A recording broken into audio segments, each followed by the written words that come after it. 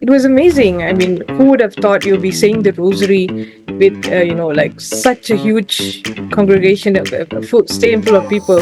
So that moment was probably very, very enlightening. It's something that, you never thought you would experience before. And I guess a lot of people would have wanted to go to Rome to meet the Pope, right? And he's just here, like a 45 minutes flight away from me, and I was the one to be that close to him.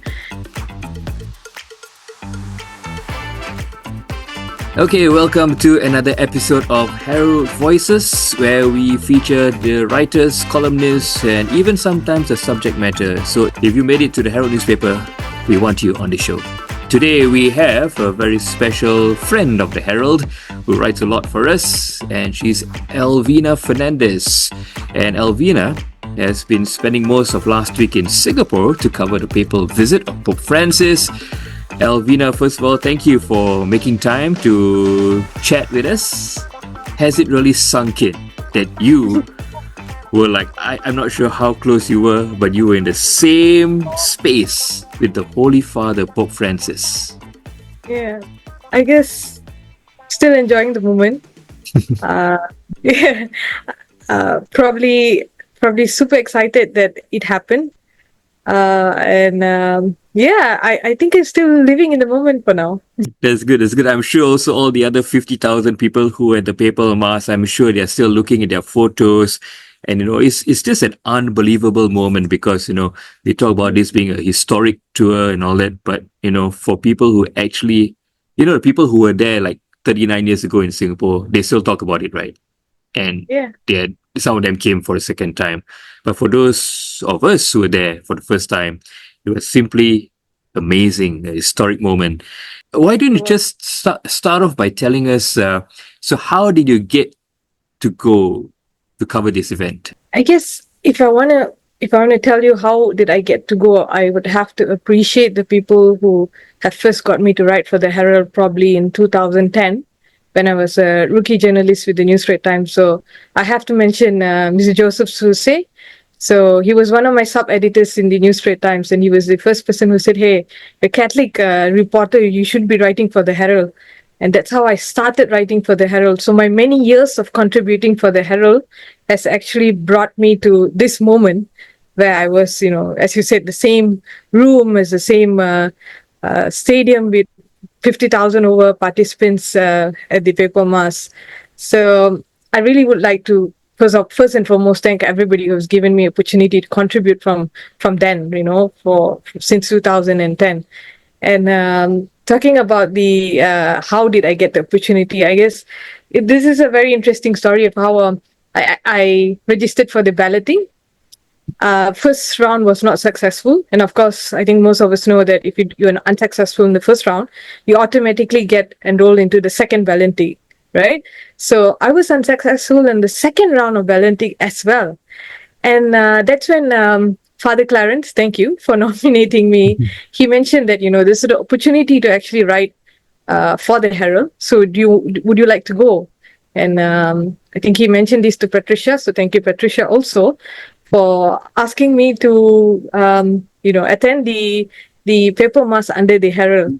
And that's how the opportunity came about. So it was, I guess it's a gift for contributing the talent and the skills that God has given me, my writing ability, for the Herald for many years, working with many different people who have been very kind, giving me the opportunity, and all my contribution has today given me this gift of being able to, come up with three or four beautiful features in the Herald this weekend. So I'm thankful to everyone. I'm very happy. I'm very blessed for the opportunity, to be in the papal mass first and foremost, and then to be almost like about 5 to 10 meters from the Pope. So, how many of us would have gotten the opportunity? So I'm very grateful. Yeah. Okay, so where were you seated in this papal mass? I was seated about row 29, if I'm not wrong. Yeah. So this Row like the 29. main ground, Yeah. like right in front of the altar, the so-called Yeah. stage, the altar, right? That's right. Wow. And I entered. I didn't know that you could directly walk to the altar. Mhm. And I was just there Mhm. before I went to my seat. So, and of course, with the media pass, we have access. So, I went throughout the stadium. I got the opportunity to meet and speak to many different people, got the interviews. And it's a great experience. I did not actually know that I'll be that close to the altar. So that was a great moment, really. Yeah. Can you describe for us while you were there before, of course, before Pope Francis came in, the anticipation of seeing Pope Francis? Tell us about the environment there. I guess when you entered and you see such a huge participants who were waiting to attend the paper mass, it was amazing. I mean, who would have thought you'll be saying the rosary with, like such a huge congregation, a full stadium full of people. So that moment was probably very, very enlightening. It's something that, you never thought you would experience before. And I guess a lot of people would have wanted to go to Rome to meet the Pope, right? And he's just here, like a 45 minutes flight away from me, and I was the one to be that close to him. I guess it was a very overwhelming experience to be there, and like to feel that, okay, I am that blessed to actually be to have this opportunity. And one moment that probably got me really, really, really, really touched was when I saw how patient he was to round the stadium and attend to each and every kid that came towards him, giving them a rosary, every special needs child, every mother with a child, pregnant with a child. So, I mean, when I guess I could feel how humble he was in his nature. Yeah. Since you brought that up about Pope Francis going around to bless the Yeah. children and all that, I Yeah. tell you, I must admit, okay, that I was really almost to tears, Yeah, because that's true.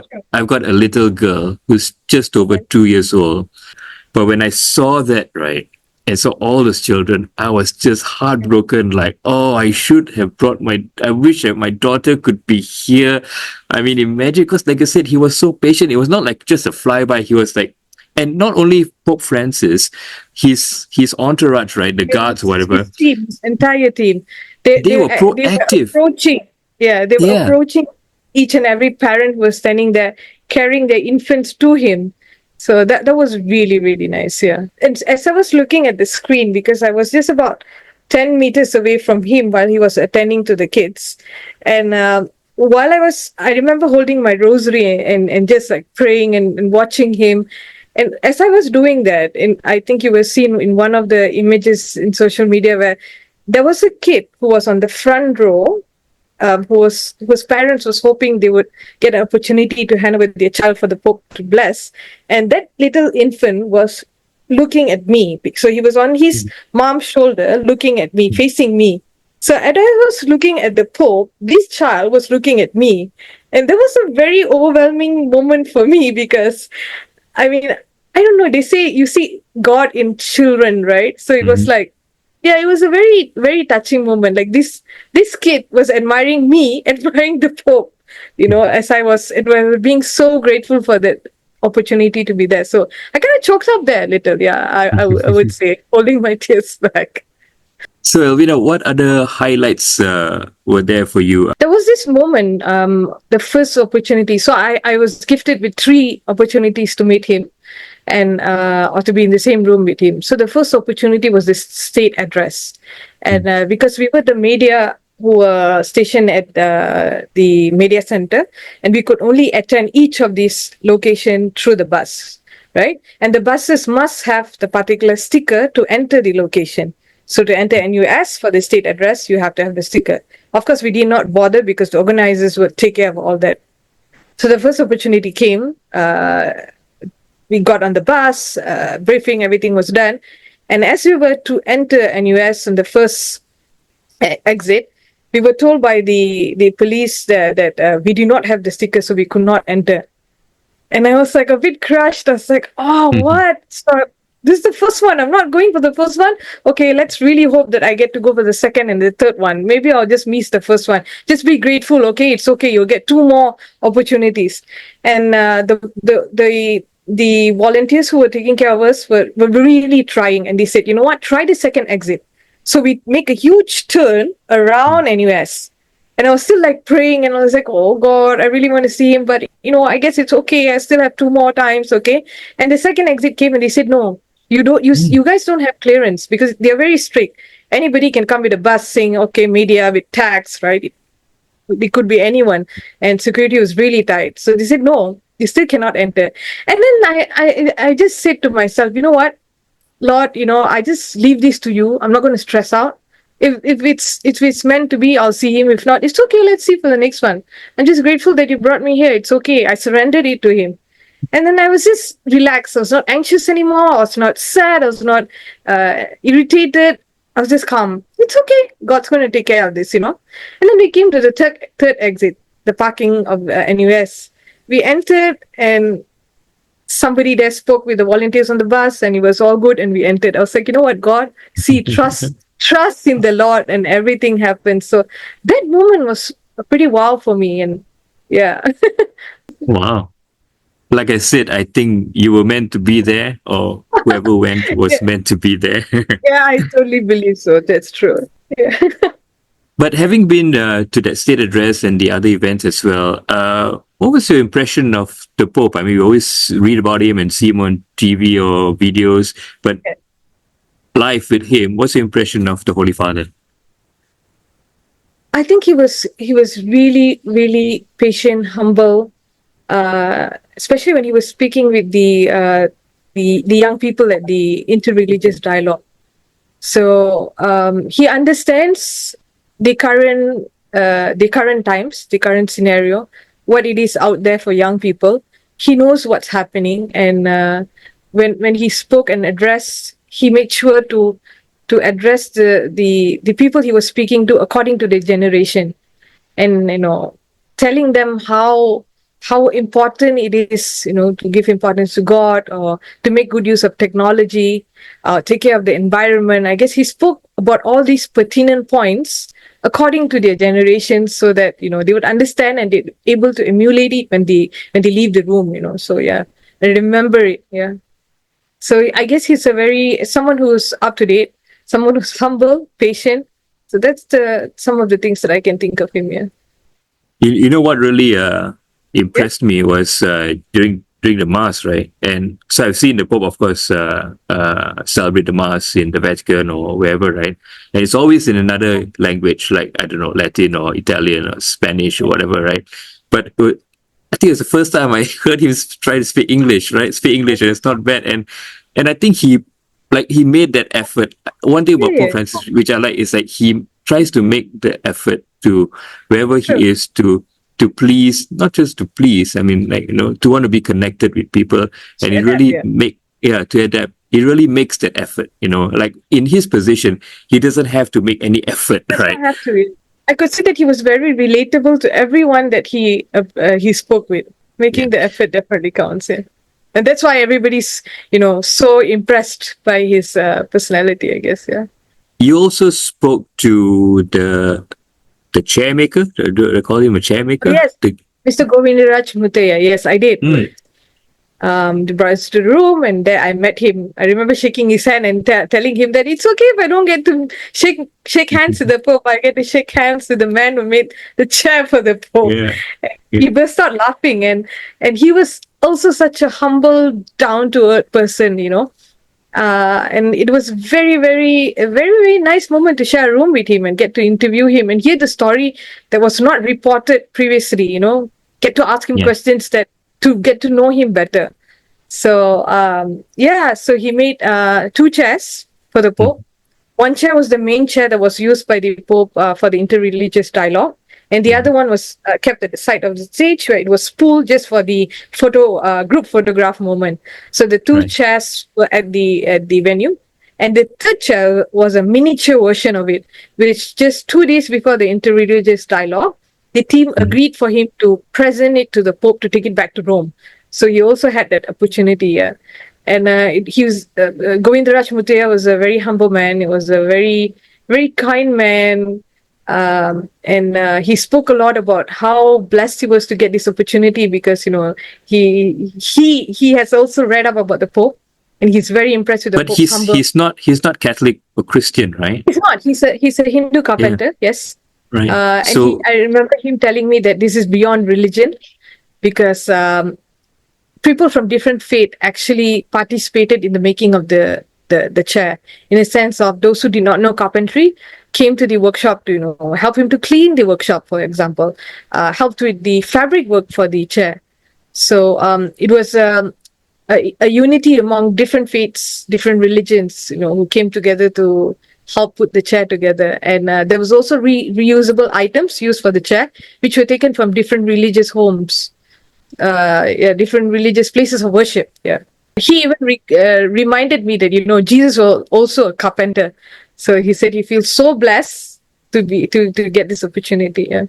yeah, I mean, I brought it up about his faith because I just wanted to point out to the viewers that there's so much of respect from him for the Pope, right? Even though they're of different faiths. Yeah. And also you Yeah. spoke to a lot of other people throughout the event. What were the sentiment like? I guess they were all very blessed and thankful to be there. Uh, I also, when you said some of the highlights, right? The other highlight was just before the paper mass, when I was going around interviewing people who were there. So I could have just walked past this group of people, right? I could have gone any row, but I just decided to. I don't know. So I walked past, but I kind of like took a few steps back and I approached this uncle, right? I guess I remember telling him that, Uncle, I think the Holy Spirit guided me to come and interview you first, because he apparently was there when in the first paper mass that was held in Singapore. So this is his second time. So I was like, that moment was also very overwhelming for him. I mean, what are the odds? Walking to a first person to interview about how they feel about being in the stadium, and he was actually attending the papal mass for the second time, the first time in 1986. So I was like, wow, this is insane, So that was how my interview sessions begin for, getting response about people, attending the papal mass. So that was really overwhelming. And then I spoke with a young boy, a polytechnic student who's 18, and he said this experience would probably change him, from someone who makes excuses to avoid attending mass to someone who's probably going to start attending mass again. A lot of different people from different nationalities, different countries who were there. Yeah, so it was a very, very nice experience to be able to see so many different people coming together and to understand that my faith community is actually this strong. Yeah, so it was nice. Yeah. Maybe to end, why does this matter? I mean, like I was there and I was like really touched and all that, but I can't explain it to my other friends who are not Catholic, right? Like, this is something that we belong to, and it matters so much to us. Why does this matter so much to you? As much as I would like to share how much this matters to me, I think I'd like to say that, for me to be able to be here, to do this, to be there, it was probably because I was very patient and faithful to the opportunities that God has given me, because I did what I had to do. I was diligent, I was faithful, I was obedient, and that has brought me to cover probably the highlight of my journalism career, I would say.